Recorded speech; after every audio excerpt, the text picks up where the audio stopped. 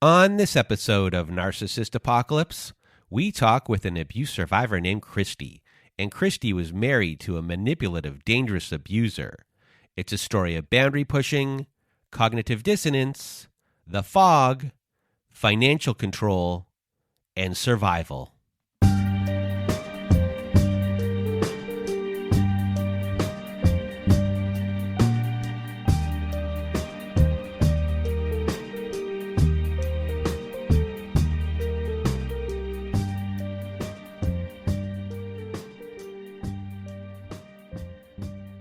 Welcome to Narcissist Apocalypse, everyone. I am Brandon Chadwick, and with me today we have Kristi. How are you? I'm great. Thank you for having me. Super excited to be here. Well, thank you for being here with us today. And if you want to be a guest like Kristi is today, go to our website at narcissistapocalypse.com. Click on the guest form button, fill it out, and press the submit button. Also, we have a support group at narcissistapocalypse.com with Zoom meetings every Wednesday night, Thursday afternoons, and Saturday nights. And we also have a newsletter at narcissistapocalypse.com, very reflective, and you get a free workbook from every new episode as well. And this is all at narcissistapocalypse.com.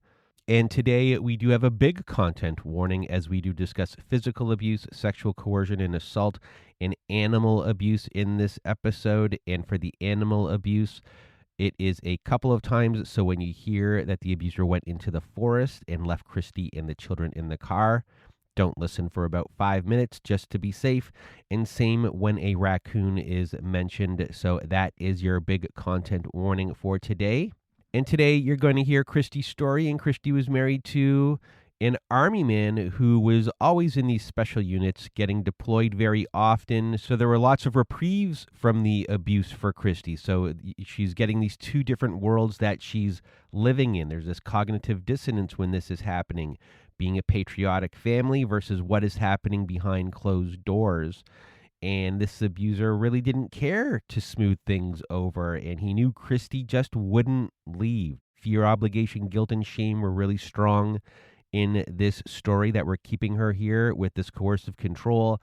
He made Kristi doubt herself, and he was a scary guy, very scary guy, capable of anything. And Kristi was just surviving, and I know her story will validate many of you out there today. So now I'm going to get out of my way and your way. Kristi, the floor is now yours. So this podcast is going to kind of be my final act of closure. It's been a long time since everything ended, and been through a ton of therapy, done a ton of work to move on. And I just feel like it needs to be said out loud what happened. I think that a lot of abuse victims are dismissed. Sometimes we're blamed. We're never listened to. A lot of times no one is willing to get involved or no one is willing to help. And at the end, for me at least, it gave me a feeling that it wasn't real. It didn't really happen. No one acknowledged what me and my kids went through. So for me, putting this out into the world and just having, a record of what we went through, for me, it's just an act of closure. And more importantly, I hope that someone will listen to this and recognize a bad situation, and this will help them move on too.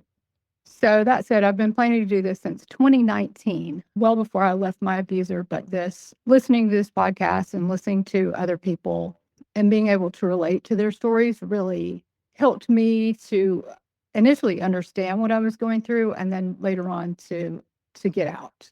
So how did I get here? I'll start with my mom. She was born into a very chaotic and dysfunctional family. She had 6 siblings, and she was a family scapegoat. I'm not sure if that happened to her because she was mentally ill, or if she became mentally ill because of the abuse that she endured in her home in her childhood. Regardless, she was treated as a family problem all her life. And at age 14, in an attempt to just get out of that house, my grandmother signed a release and allowed her to go to another state to get married. So she was just a child, when she had me and trying to figure things out. Domestic violence was happening in my home, and that continued throughout the entirety of my childhood. It was something I witnessed my entire life. My birth father was an alcoholic. He eventually died at age 55 from alcoholism. I never knew him, but I had seen enough in my early years to know that, you know, my mother was right to keep us from him. After my mom left him, she struggled to provide for my sister and I, and so she voluntarily handed us over to foster care. We were ages 2 and 4. I know that she has a lot of regret over that decision, but, as a mom now, I recognize that was a very selfless thing for her to do. I remember her sobbing in the bathroom when she left us, and, I feel bad for her that she had to do that. To this day, she hasn't done the work that she needed to do to heal. I do wish that she would. And because of that, we don't have a relationship anymore.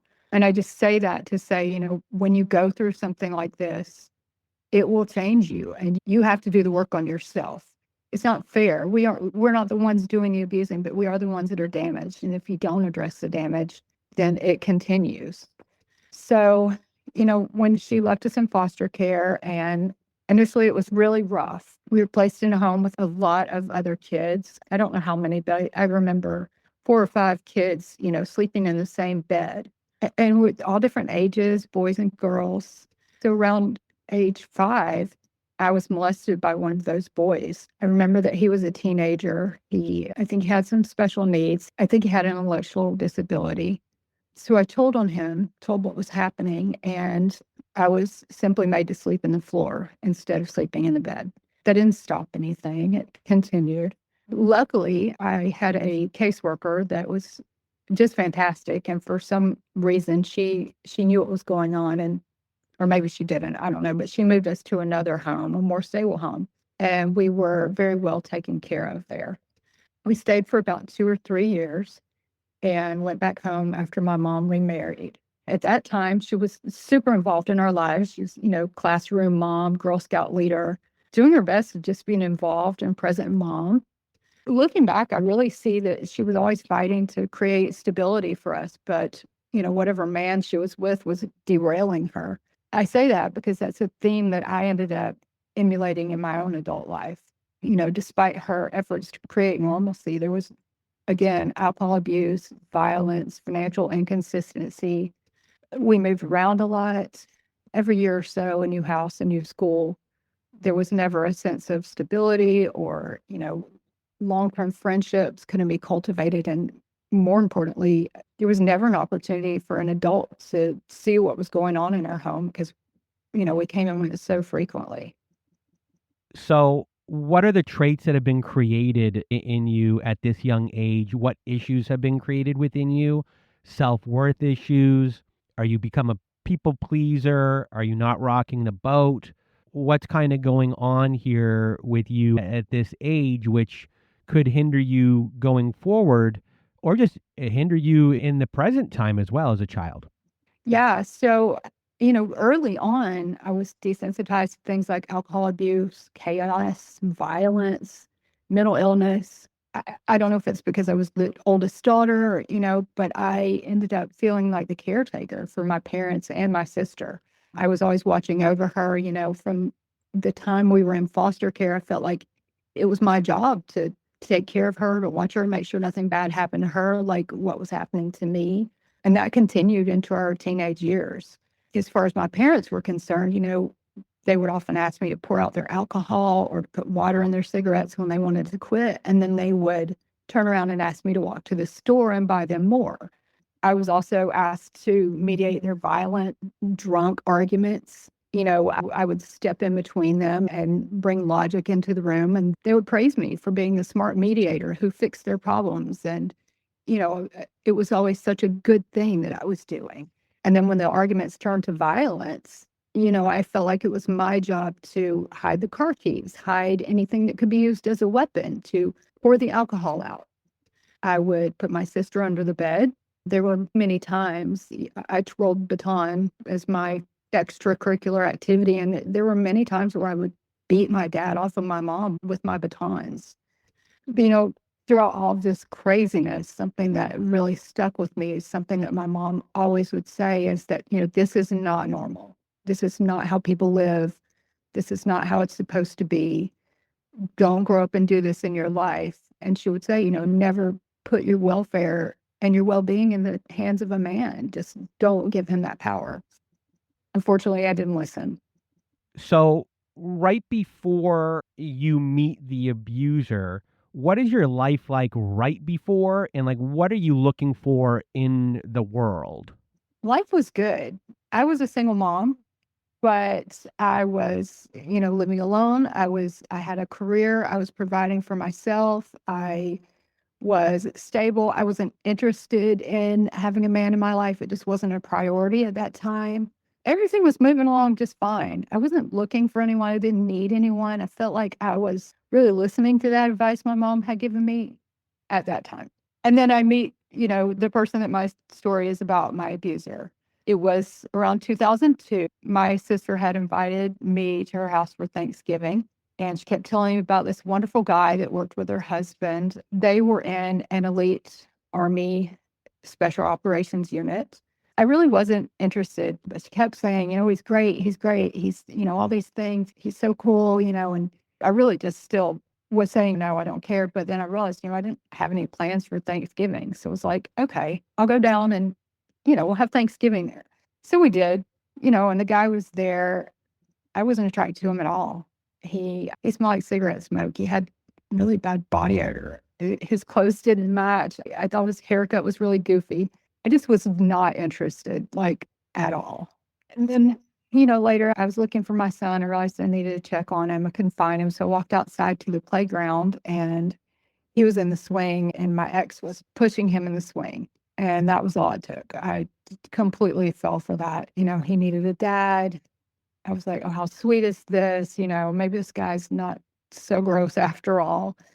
That was it. I think looking back, my abuser saw the vulnerability in my son and knew that was a weak spot for me because that was something that he continued to use and still does to this day, my relationship with my son and the vulnerability that my son has. So you're hooked pretty early here, and it's this family thing in your son. It's a big vulnerability, and then he starts testing different types of boundaries, and his lies begin. So tell us about this. It wasn't long after we met that he started pushing my boundaries, just, testing to see what he could get away with. He would put me in inappropriate situations sexually. I lived a few hours away from him. And so when I would come down to visit for the weekend, he would, pressure me to skip work, or he would get his medic friends to write notes for, me to call in sick from work. There were quite a few times when my car just suddenly wouldn't start. Looking back now, I know he was disconnecting my car battery, so I couldn't leave. The times when, I insisted on going back home to work, he would dominate every moment of my time on the phone, just constantly. And it felt like attention. On one hand, it feels nice that someone is paying so much attention to you and you feel very special. But on the other hand, you have your kids, you have your job, you have your life responsibilities. And it's very stressful because you know that you should be attending to those things, but this person is drawing all of your attention away. Another thing with him early on was just weird lies, very random things that they were insignificant. So he would just kind of laugh them off. There was kind of no harm. One crazy example is we sent him out to pick up food. We had a group of people that got together and we ordered food. And he said, okay, I'll go and get it. And he stayed gone for hours. We were like, what's going on? He didn't have a cell phone. That's a whole nother story. But he went to get the food. He never came back for hours and hours. And finally he came back and he said, I couldn't pay for the food. There was an issue with my card. So he says, tomorrow I'll call my personal banker, ATM. And we all kind of laughed and we thought, okay, he's joking because, ATM is ATM. He wasn't kidding. He genuinely thought that we would believe that he had a personal banker named ATM. It just silly lies for no reason at all. They think they want to see how far they can get before you'll say something. And, I didn't say anything because I thought it was just goofy. So, it wasn't long, probably weeks after we met, we were talking about marriage. He had a deployment coming up. So I think that kind of accelerated things. When he finally did propose to me, I was at the gate of the military post to come and visit, and he had the gate guards stop me, and they acted like I was in trouble. They came out with this clipboard and, they were on their radios. And I worked in law enforcement at the time, so I was terrified. I thought, what did I do? What have I done? I'm going to get in trouble. I'm going to lose my job. And then he pops out with, I don't know, flowers and a ring. It wasn't romantic. I was embarrassed. I don't know. Looking back now, I was kind of lured in by the picket fence dream, the opportunity to be a traditional family, patriotic life on the military post, supporting our soldier, blah, blah, blah. We got married 57 days after we met, so there's no time for logic to step in. It was about 3 days after we got married that I realized I made a mistake. I really can't pin it down to one specific thing, but there were just a lot of little boundary pushing. He would come in the bathroom when I was in the bathroom, just, you weren't invited. I don't know, just little things like that. It just, I didn't feel respected. I didn't understand the behavior, and I didn't have a label for it. I just felt very uncomfortable. He would spend a ton of money on alcohol, but then get mad at me if I would buy the kids like Capri Suns at the store or snacks. That was kind of the first hint at the financial abuse that I was going to experience later. But, at that time I thought, okay, this guy doesn't have kids. He just doesn't know what it's like. It's so easy to explain the little things away. And there were bigger things that, at the time, again, I didn't realize there were bigger things. If I was in his way in the kitchen, he would put his hands on my arms and physically move me instead of saying, excuse me. And it wasn't violent. It wasn't rough. But looking back, it was a sign that I didn't know to see. The things got bigger really quickly, though. There was one night when the trash was coming, and the can needed to be pulled up to the curb. And I kept saying, will you pull the trash up? Will you pull the trash up? And he didn't want to. He was drinking and watching TV. And so finally I was like, okay, I will do it myself. And when I opened the door to go out and do it myself, he grabbed the door and snatched the door really hard, and my foot was accidentally broken. There ended up being a lot of accidents throughout the years, and looking back now, I know that they weren't accidents at all. All of these things were just meant to put me on edge and keep me afraid. And I didn't even realize yet that's what was happening. So a lot has happened in a short amount of time. The quickness here has really moved things. So even though you may not feel comfy with things, the speed has really taken over. You already have a broken foot here amongst the boundary pushing and the lies. Now he's going to try and create doubt through missing items so you don't trust yourself, planting these seeds. So tell us about this. One night I was washing my kids' bed sheets, and I went to put the sheets in the dryer, and they were gone. They weren't in the washer where I left them. And I thought, what in the world? Did I already dry them and put them back on the bed? So I went looking. The sheets were nowhere in the house. They were not there. I searched the house high and low for hours. I looked in the trash. I dug through the trash outside. Where do wet bed sheets go? They don't just disappear.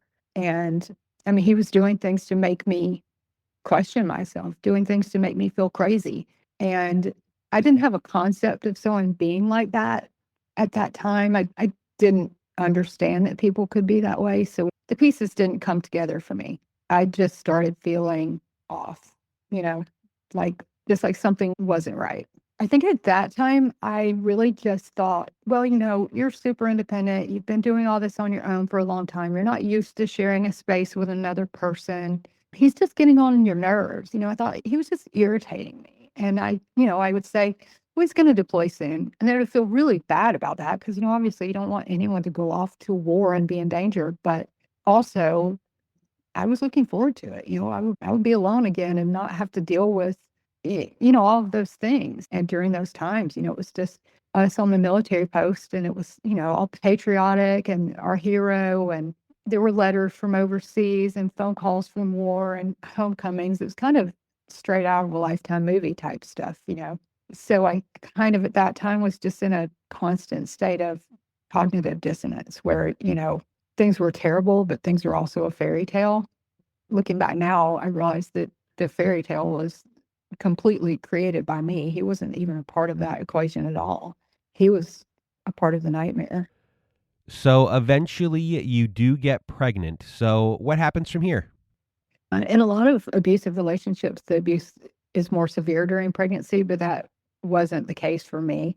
It was a happy and exciting time. And I started to think, okay, we're going to be all right. This is good. Things are good. The exception of the goodness, though, was that when I was in the hospital having my daughter, you know, a few hours after she was born, he wanted to have sex. And, I just had a baby hours before. Obviously, no. I said no multiple times. Many times I said no, but it was not up to me. He didn't physically force me, but no was not an option for me. What was I going to do? I couldn't get up. I couldn't leave. So I cried the whole time. So I don't know, as I'm telling this story, it's kind of interesting how I look back on that period of time and think, oh, that was a happy period of time, but something so terrible had happened to me during that happy time.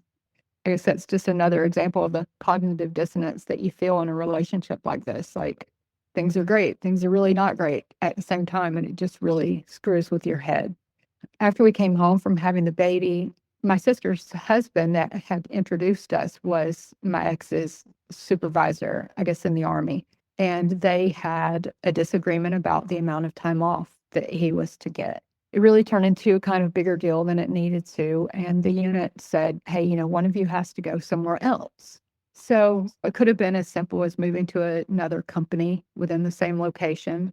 There was plenty of places that we could have gone without moving, but I was mad about it. And I said, let's go to the farthest place that we can. And that was Washington State.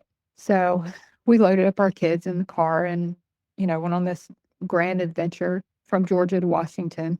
We took the long way and stopped and showed the kids the Grand Canyon and the desert, the Pacific coast. It was exciting, but I didn't feel good the whole time. I just wasn't feeling well. At that time, my daughter was 3 months old, so I thought that I was just having, postpartum still.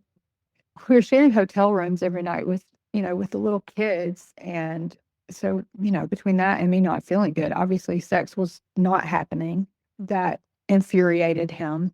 So he was miserable. Every day we would get in the car and drive, and he raged at traffic. He raged when we needed to stop for food or bathroom breaks. He drove aggressively. It was just scary. I think that was my first real vision of him like being pretty irrational and scary.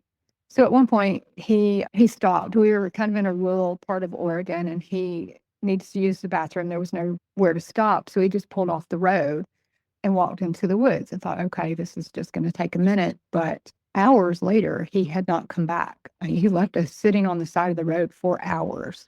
He had taken the keys to the car, so there was no air conditioning. We were hot. Kids were getting upset. And thinking, like, do I leave my kids on the side of the road and go find him? Did something happen? I knew it wasn't safe to leave him there, so I just stayed and waited.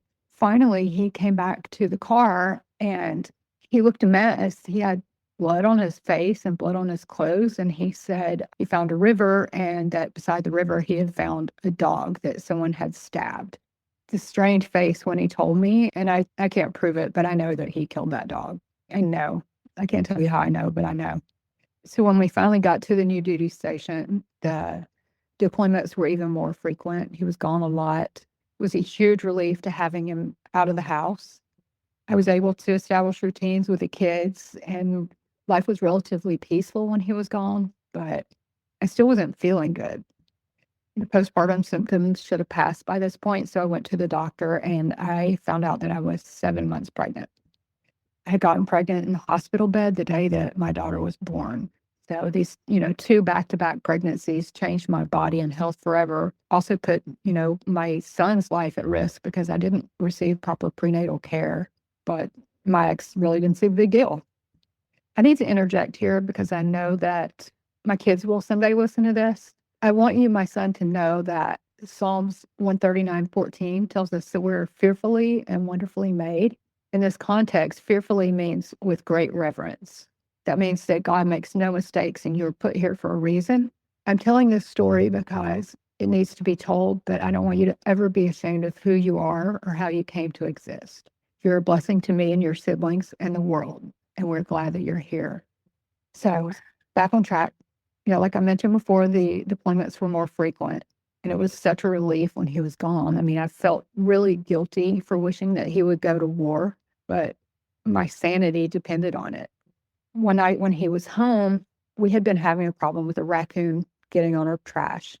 Every night it would go out and, shoo the raccoon off with a broom, and he would run away and come back the next night. So one night I asked him to go and get rid of the raccoon. Hey, go out there and get the raccoon out of the trash, whatever. The next thing I know, I hear him beating the raccoon to death with a golf club. I was horrified.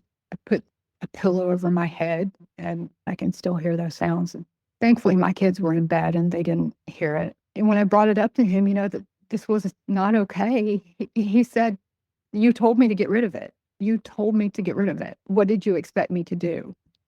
I don't know, shoo it off with a broom, yell at it, clap your hands." I didn't ever in a million years think he would beat it to death with a golf club, but he did.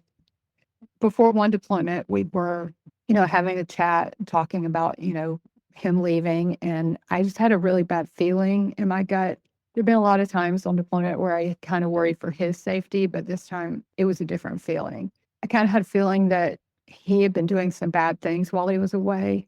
And it was just a very vague feeling. I can't really put my finger on it, but I sat him down at the table and I said, please don't do anything immoral while you're away. It turns out I was right. While he was away, he got in trouble for stealing from a high-profile family, and whatever they took, the family had wanted it back. It was really important to them. So he was given an Article 15, which is a military punishment that results in a loss of rank and pay.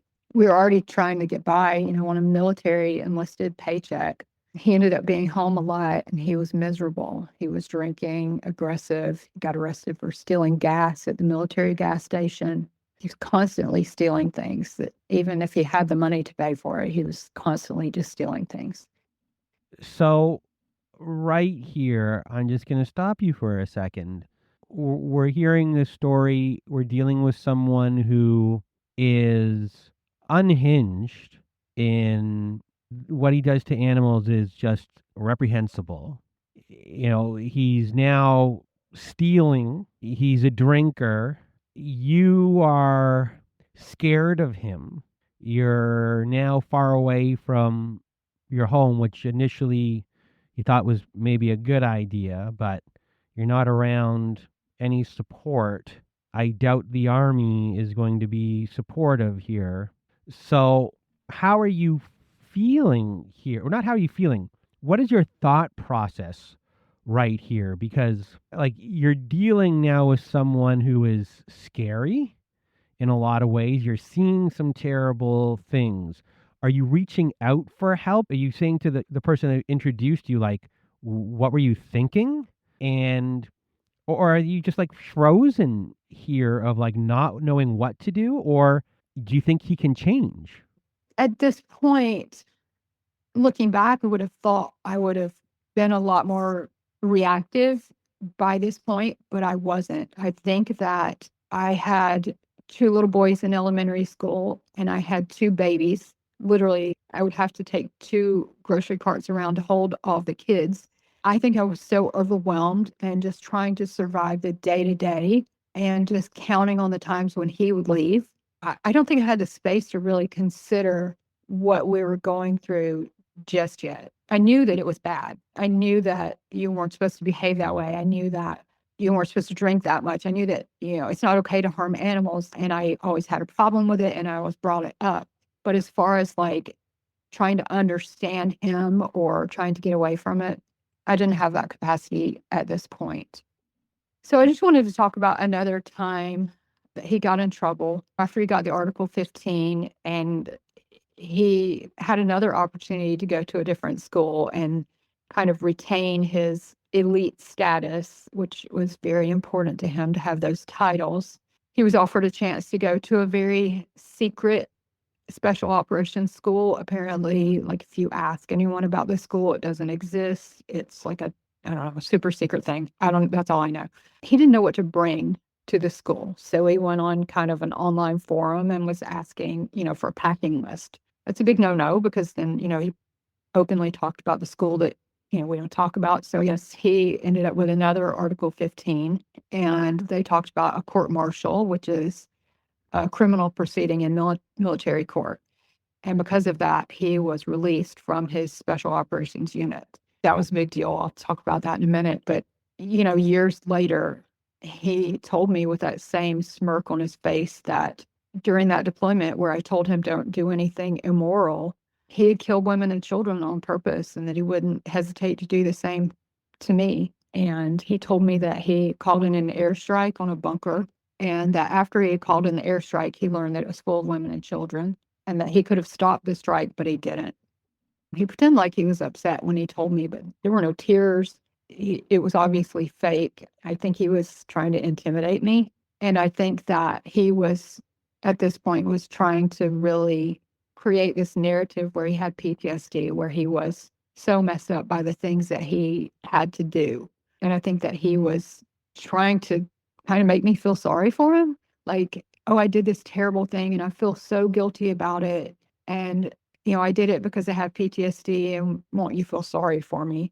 It was kind of at that point where I started to think, okay, this isn't, this is not PTSD. This is, you don't just do that because you're messed up in the head. Like you did that because you do bad things, right? So after he got kicked out of the special operations unit, they moved into, what they call regular army. And, that's like in their mind, it's a downgrade. It's something that, their identity is wrapped up in that special operations unit. It makes them better than everyone else. And, they always take a lot of pride and brag about it. And he didn't have that anymore. So he really just became more unhinged. It also meant he was home a lot more. So he was home a lot more and our kids were getting older and they were using our home computer to play video games. And over, they would open up the computer and find porn. So we would fight about it. You can't do that. You can't do that on our home computer. You can't do that where our kids can find it. Obviously, right? So we're just constantly arguing about it. So there was a church down the street from our house, and I grew up in the Baptist church, and it was a Baptist church. Now I know it was extremely different from the Baptist church that I grew up in, but we went to church there on Easter Sunday. I thought it would be a good thing. I thought it would kind of learn a little bit about how to be a husband and a father. I thought he would see some good examples there, but it really was the opposite. It was a very fundamental church. They conformed to a strict literal interpretation of the Bible. Like the husband is the final authority on everything. Slap your wife if she gets hysterical, that kind of stuff. I mean, it was not good. It really just enabled him, justified all of his bad behaviors.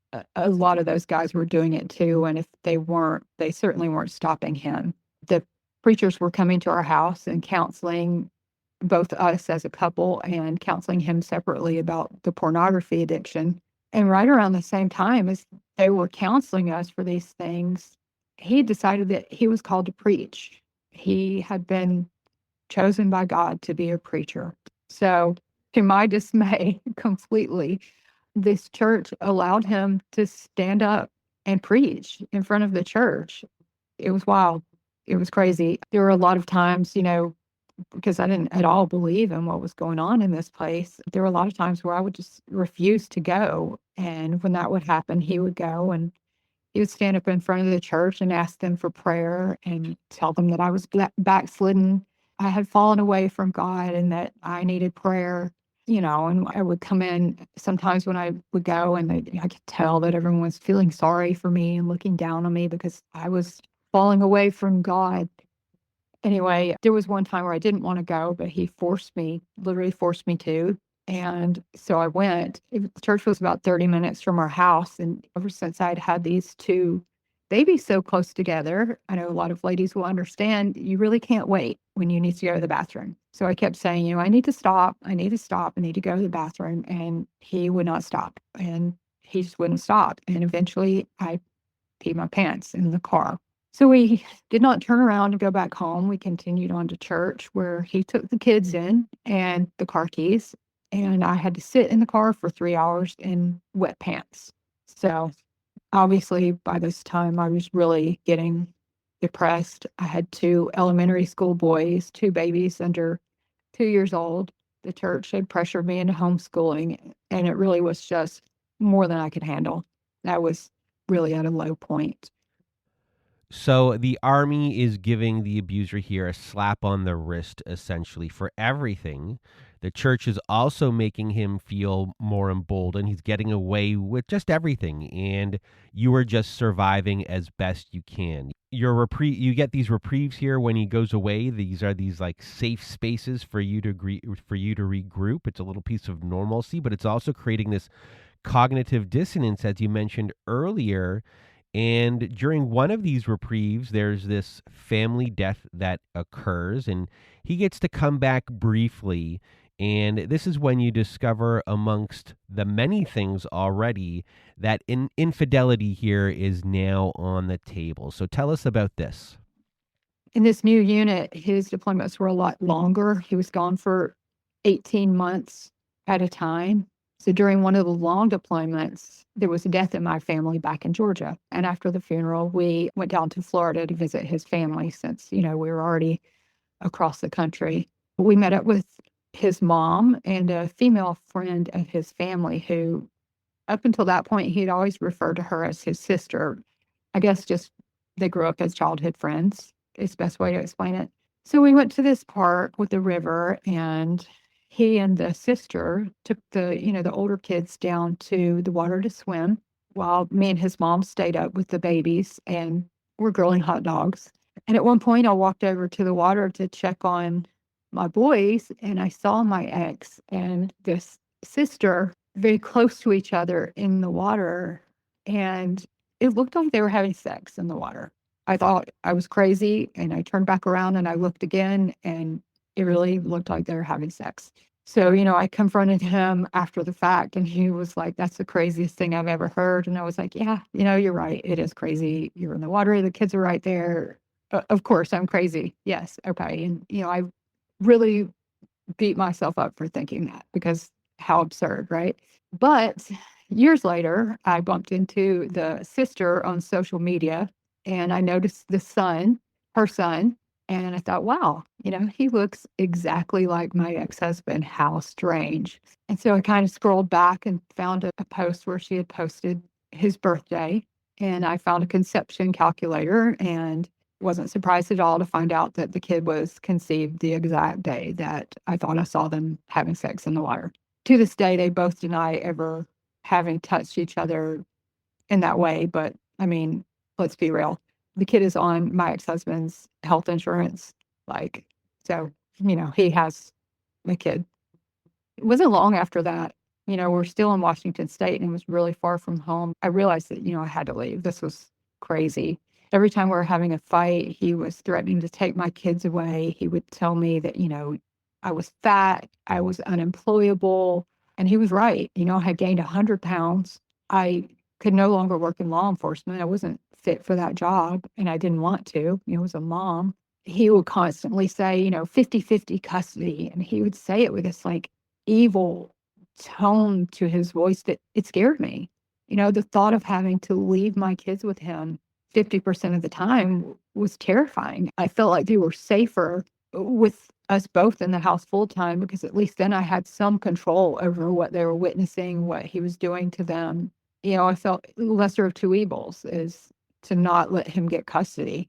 So, every time I would threaten to leave, he would kind of draw me back in with that. I don't know. Looking back, I wish I just put my kids in the car and just drove off. But he had really planted seeds of doubt in my mind about, myself, whether I was capable of supporting myself, whether I was capable of taking care of my kids. I really wasn't sure that I could do it.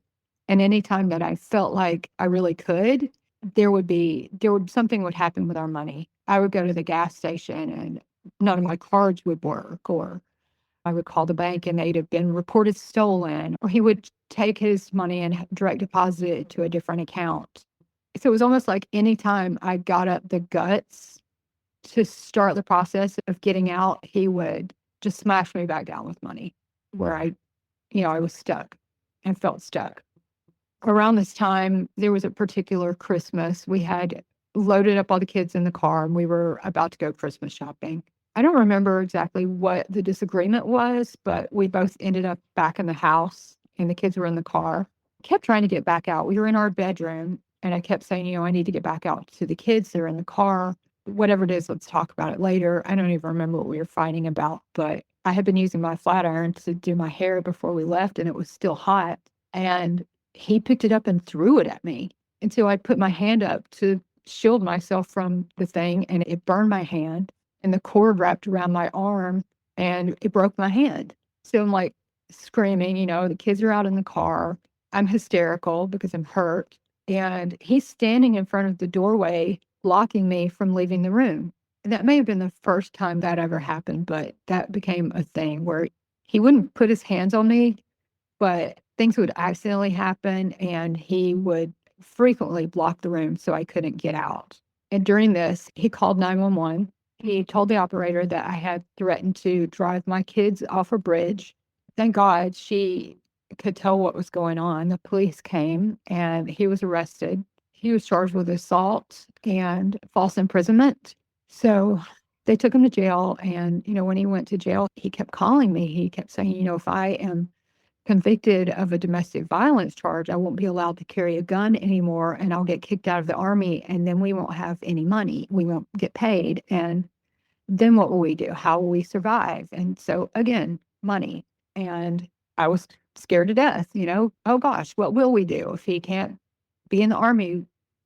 How will we get paid? How will we survive? Blah, blah, blah.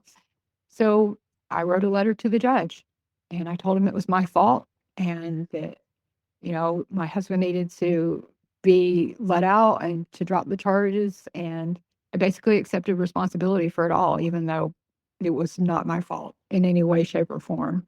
So they did drop the assault charge. They didn't drop the false imprisonment charge, but because he was in the military and his commander went and spoke up for him, he only received a diversionary sentence, which basically is just a big fine. And he was able to stay in the Army. He wasn't in trouble at all in the Army for that. No big deal.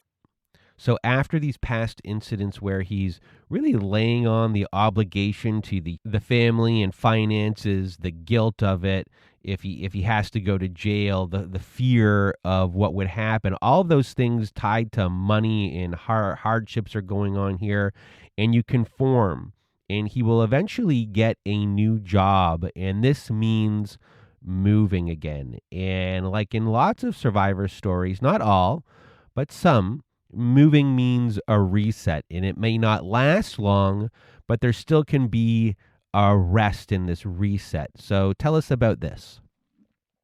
Eventually, we moved back to the East Coast.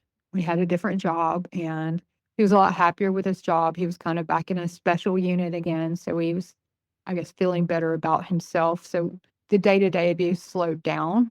There were still regular blow-ups, but I was happy there. I was immersed in the kids' schools. I got a job substitute teaching. Still at home, though, things weren't great. Around this time, one of my girlfriends had brought my daughter home from cheerleading practice. She'd come inside and was visiting, but I was feeling really sick, and she just was staying and staying. So I eventually went to bed thinking that, she would just leave. But I woke up several hours later, and there was no one in the house.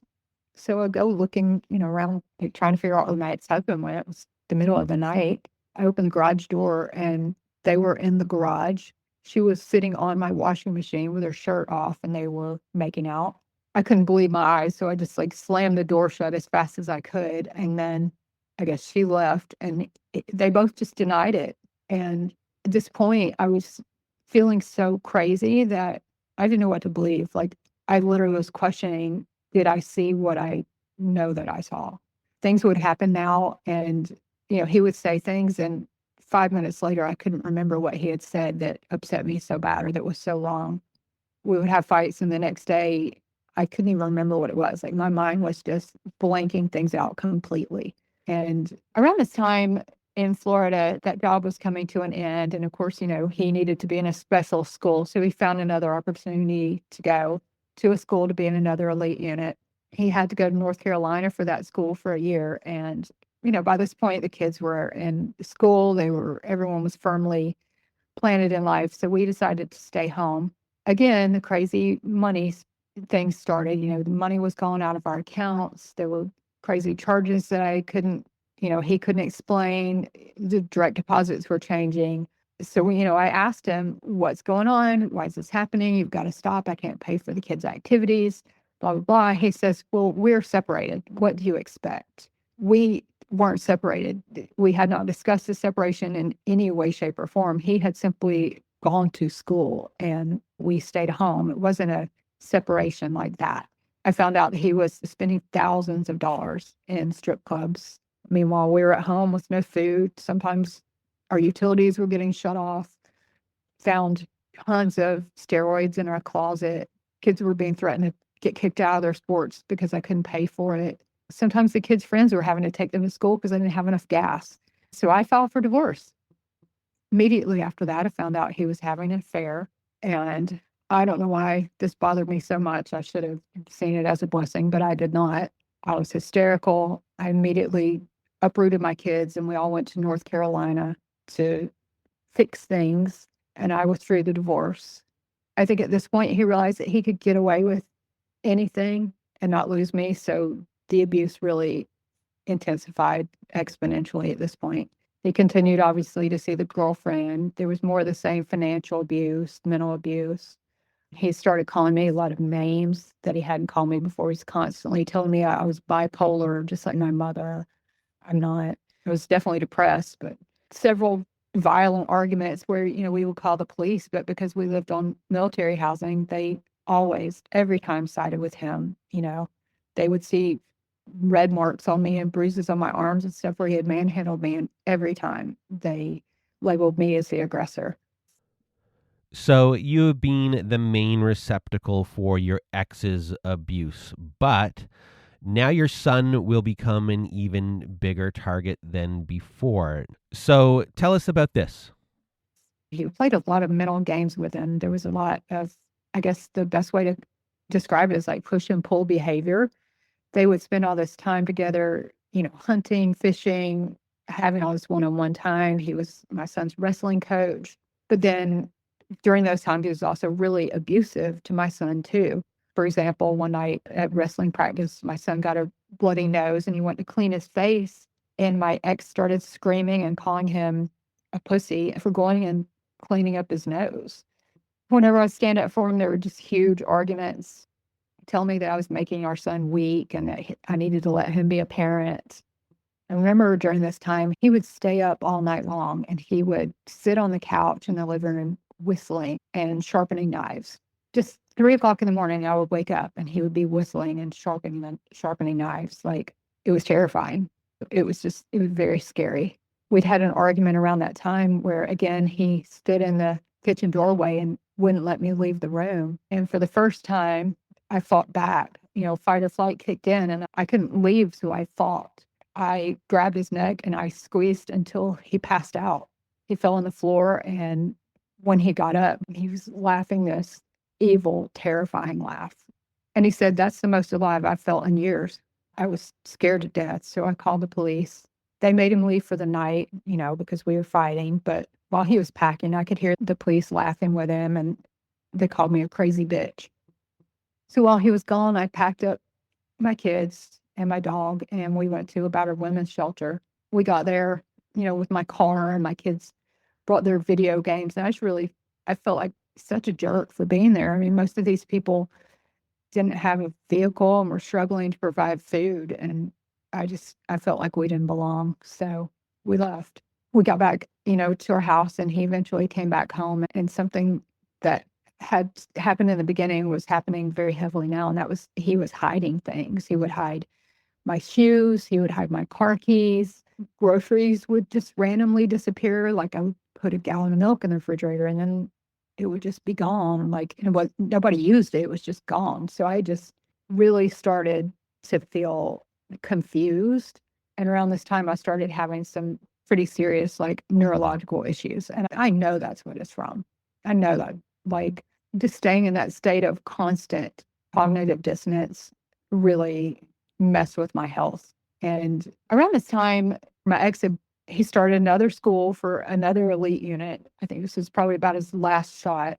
This particular school, they would sleep deprive the soldiers and they would make them go without food. And then they had to write these long essays and make important decisions, I guess, to see, how they would act in a war situation. He got sent home from this school really quickly. And on his record, they stamped never to return to special operations. So I think at this point, I really started to think, okay, this is surely is not PTSD. This is something heavy. And I started really reading about antisocial personality disorder. He fit, he checked off each box perfectly. So I really started pushing back at this time, and he moved out of the house. So I contacted his command, and I told him, he's keeping the money from us. And only to find out that he'd already been bad-mouthing me to his commander, told them that he was being abused, that I was abusing him. The 250-pound elite special operations soldier was being beat up at home by me. So the commander wouldn't help me, and my ex-husband retaliated by calling child welfare services on me. His commander corroborated the report, so they came to my house and inspected my house, pulled my kids out of school repeatedly. It was mortifying. It was, eventually they cleared me. I hadn't done anything wrong, but, in the meantime, it was very embarrassing and upset my kids a lot. So eventually I broke down and let him come back home again because he didn't have any more special operations units to try out for. He used an old back injury to get medically retired from the Army, and his friend got him a job contracting overseas. It was great money. He was gone a lot. I thought it was great, right? We moved into a really nice house, felt like some hope again, but as soon as he was gone, the money game started again. He called home and said, we can't afford this house and you have to give it up. We had probably just moved in. So the kids and I moved again. We're eating off food banks again, struggling to keep the lights on again.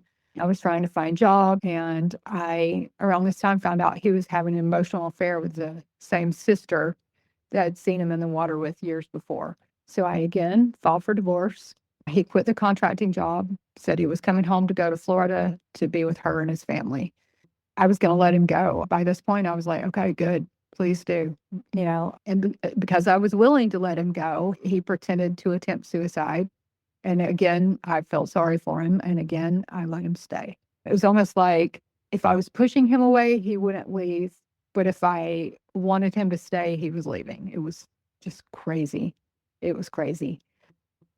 So the beginning of the end really starts to happen right about this time. So what are the multiple events that go into, this really coming to you leaving for the final time for good? When he finally was retired from the Army, it was a really dark time for him. It was almost like he had just lost his identity completely. And during that time, the physical violence really escalated. There was a time when I was packing our daughter to go out of town for a sports competition, and I had her suitcase laid out on the bed and was packing it. And he decided that he wanted to go to bed. So he came in and he, kind of threw the suitcase in the floor, and I picked it back up and I put it back on the bed. I said, I need to finish packing. I'll go as fast as I can, but can you let me finish? And he just continued to throw it on the floor, and I continued to pick it back up. And eventually he just kind of grabbed me by my shirt and threw me onto the bed and just punched me.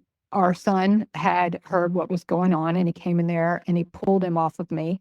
The next day, when we got to the competition that we were going to out of town, I realized that two of my teeth were loose, but I genuinely did not know why. I was like, what in the world happened? Why is my face is sore and my teeth are loose?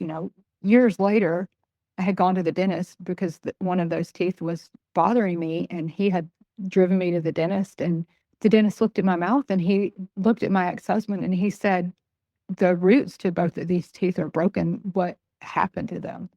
And it wasn't until that moment that I remembered him hitting me and broke two of my teeth.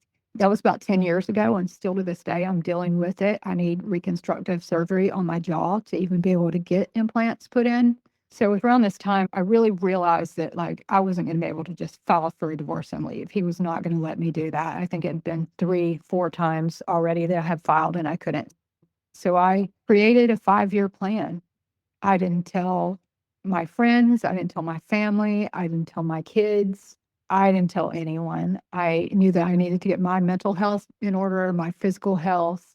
I needed to get my finances, in a place where I could support us. I needed us to be in a home that I knew I could pay for. I needed to be in a place where I knew people, where I could be supportive. So he had gotten his retirement from the Army, and we could move anywhere we wanted to. So I said, hey, I think it'd be great if we moved back to Georgia and be around my family.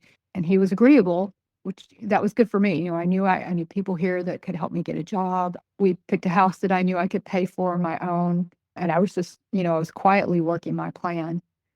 He, at this time, started working at a cell phone tower building company in North Carolina. So he was gone most of the time doing that. Still, even when he would come home, there were weird things. He would always bother me when I was asleep. A lot of times, in the beginning, it was just, arguments going into the middle of the night, or around this time later, I would wake up. He would just have violently jerked my pillow out from under my head, or violently ripped the covers off me in the night. It would scare me. Sometimes I would wake up and he would just be standing over me staring, and really got to a point where I was kind of afraid to sleep. There was one particularly bad time we were arguing, and he came towards me, and I put my pillow over my head to protect myself. He pulled the pillow off of me and hit me over and over again. Our son heard it again and banged on the door and said, if you don't stop, I'm coming in there.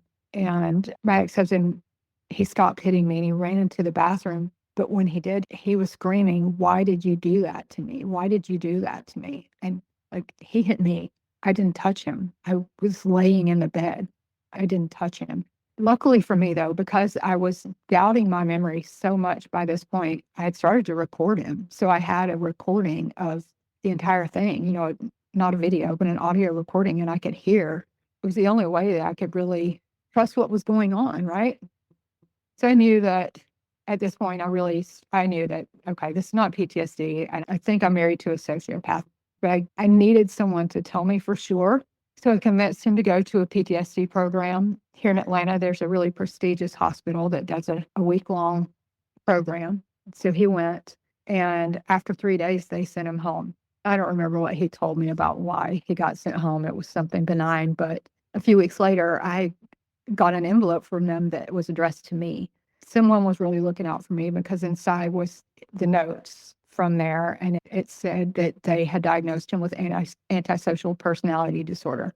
So I knew, and I really put my head down on my plan and started working. COVID was happening. Everyone was stuck in the house, so I enrolled in an online course and was, working on a degree. But, COVID was so hard for the kids, and my daughter, as a teenager at that time, she had a mental health crisis. When my ex-husband went up to talk to her about it, he said that she hadn't done enough to actually harm herself, and that she needed to do it right next time. Even though it was a really horrible experience, it ended up being the thing that saved us all, because not only did she go into a fantastic treatment facility that helped her get into a really good place, she had a therapist that was really educated with domestic violence, and she immediately recognized what was happening in our house.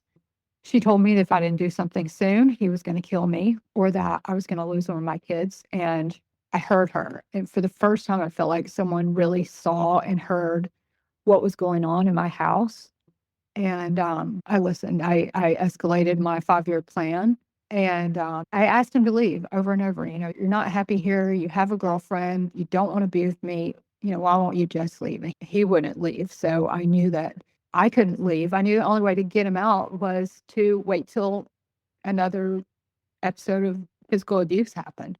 So I can't say that I wanted it to happen. I certainly didn't encourage it to happen, but I didn't stop it either. And there was a disagreement one day, and he hit me. He punched me really hard. And when he did, I fell to the floor, and my dog laid down on top of me to protect me, and he peed on us. So that was pretty terrible and humiliating and embarrassing to even talk about, but it gave me what I needed, and I could go to the court and ask for a restraining order, which is what I did. He was to stay out of the house for 30 days, and while he was gone, I filed for divorce. Luckily, the classes that I had gone into taught me how to do a lot of that myself. I was able to get a job in that field. I was able to keep him out of the house. I was able to get through my divorce. There was a lot of post-separation abuse. He would come in the house all the time. Things would come up missing. He would call my job and tell them terrible things about me. He would pop up in places where I was at where he shouldn't have been. A lot of things like that. But by that point, I just wasn't deterred. He was out of the house and he was not ever going to come back. So things are over in one way, but the reverberations of what you had to deal with, your kids have to deal with, are is going to be like a lifetime of things that you're dealing with. And I know you're here for like, I'm putting a pin in this is closure, but you were living in a 20-year relationship where your life is on the line every day and you're surviving every day with someone who is, a wild card every way. You have no idea what's going to come. So, how do you go about unwinding all of the damage done? And then, this person was in the army, but you were in a war. So you have your own 20 years worth of, and not including your childhood, but like this 20-year PTSD war where you're the head of your infantry with your kids and your dog, and you're the one going out there running through the field first and taking fire in every single way. So what is life like here for you, and then where do you even begin? I think that, I mentioned in the beginning of this that my mom always told me this is not normal. And that, of all the things, that stuck with me. And even though I knew that I couldn't get out of it, I had tried to get out of it so many times and could not. I knew that it wasn't okay. And because of that, I started going to therapy pretty early on in our relationship and working on myself, working on, my childhood trauma, my things that I had picked up that made me attractive to a person like that to start with, my people pleasing, my fixer, my codependency, all of those things that had been instilled in me as a child. I started to really address those. And the more healthy I got, the less willing I became to tolerate his behavior, which caused an escalation in his behavior, but it also got us closer to the end. Since the divorce, there has been a ton of therapy. It has been, and it will continue to be, a lot of work for me to forgive myself for not being able to get my kids out of that. They were all affected by it a great deal to varying degrees. Some of my kids have really addressed it and are just doing a fantastic job. And some of my kids are not able to address it in the place where they're at right now, and they are really struggling. And as a mom, it's hard not to take responsibility for that. I know it wasn't my fault, and I couldn't get them out of there. I tried so hard, but I wish I could have. So it's an ongoing process. I'm in a much better place. I'm doing well. I'm doing well. I have a fantastic husband now. I never dreamed of spending my life with someone as great as him. And he's so understanding, and he loves my kids, and he's showing my kids what a dad should look like. And I have some somatic work that I need to do. A lot of trauma is still trapped in my body. I'm still not as healthy as I should be, but I'm taking care of that. And for me, this chapter is closed. And the only thing that could make it better is to see all of my kids follow suit and do the same thing. And if you had any words of wisdom for everyone listening, what would they be? Don't wait for someone to put a name to it. Don't wait for someone to agree with you or validate you that you are being abused. You already know it. You already know you're abused. You already know what's happening. Trust yourself, trust your gut, find a way out. There is a way, even when it doesn't feel like there's a way. It might take a long time, but there's a way. Well, Kristi, first, I want you to take a big, deep breath. You were nervous before we began, and this isn't an easy thing to do. You went through horrific abuse, and it's not to say that what happened to you, this type of abuse that you went through, that people might minimize their abuse. It's not to say that, but, we're talking about life in danger abuse here, and I'm happy you were alive to be here to tell us this story.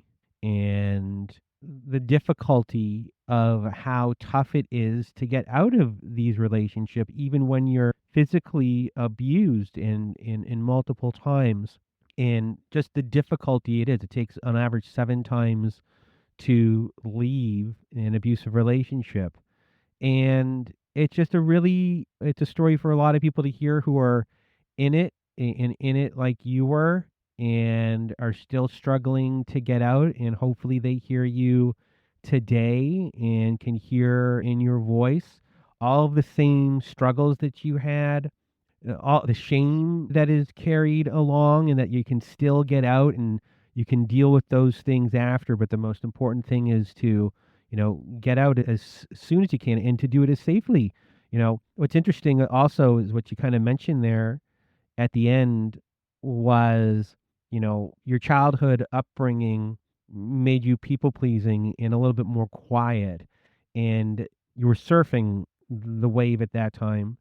But then once you started to learn more and got more confidence and started to push back, things really started to get dangerous. And for people to understand that, like, to do things, but to do things in the safest way possible. So even though you are standing up for yourself, if you're dealing with someone like you were dealing with, that there is a big danger, and to figure out and maneuver in the safest way possible while still trying to get out. And Absolutely. And the longer you wait, the more it escalates, the worse it gets over time. It's not going to get better. It's only going to get more dangerous for you to leave. yes, it's just a really big thank you for sharing today, and just saying all my big prayers for you and your kids. Thank you, Brandon. Well, thank you, Kristi, once again for being a guest on our show. And if you want to be a guest like Kristi was today, please do go to our website at narcissistapocalypse.com. Go to our guest form page, click on the guest form page, fill out our guest form, press the submit button, and we will go from there. Also, at our website, we have a support group. So if you want to get support, join our support group. We have Zoom meetings every Wednesday night, Thursday afternoons, and Saturday nights. And we have forum boards for you to post on to get the validation that you need from survivors just like you. It is a wonderful group of people on there, and you can make a lot of friends too. So if you need support, join our support group today. And also at our website, you can sign up for our newsletter. In our newsletter, you get a free workbook from every new survivor story. That includes this episode right here. So join our newsletter today at narcissistapocalypse.com. And that is it for today's survivor story, for today's episode. So for myself and Kristi, we hope you have a good night.